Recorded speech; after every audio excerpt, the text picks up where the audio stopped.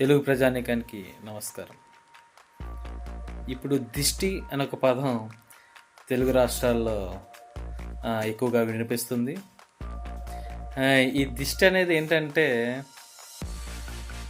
ఒక వ్యక్తి వేరొక వ్యక్తి యొక్క ఉన్నతిని ఓర్చుకోలేక వాడి నాశనం అయిపోవాలి, లేకపోతే ఇది ఇంత గొప్పగా ఎదిగిపోతున్నాడేంటి, దీనికి కారణం, ఇలా రకరకాల కారణాలతో మనం కుళ్ళుకుని మన యొక్క అజ్ఞానాన్ని బయట పెట్టడం అది. ఇప్పుడు ఫర్ ఎగ్జాంపుల్, నేను మా సోదరుడు ఇద్దరు కలిసి ఒక పంట పండిస్తున్నాం అనుకోండి. తన పంట బాగా పండి నా పంట బాగా పండలేదు.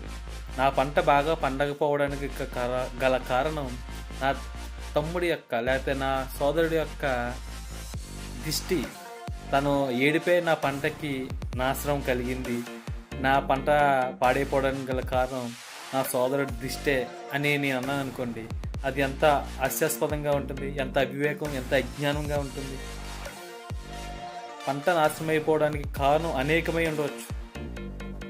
పురుగు పట్టడం కానీ, వాతావరణ పరిస్థితులు అనుకూలించకపోవడం కానీ, నీరు లేకపోవడం కానీ, యొక్క పోషకాలు లేకపోవడం కానీ, ఇలా ఏదైనా సమస్య ఏర్పడి ఆ పంట నాశనం అవ్వచ్చు.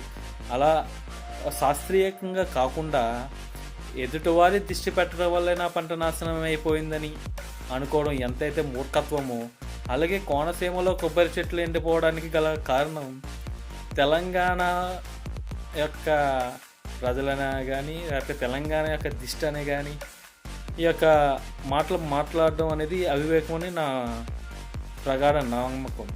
ఇలాంటి మాటలు మాట్లాడకుండా ఉండవలసిందిగా నేను అనుకుంటున్నాను.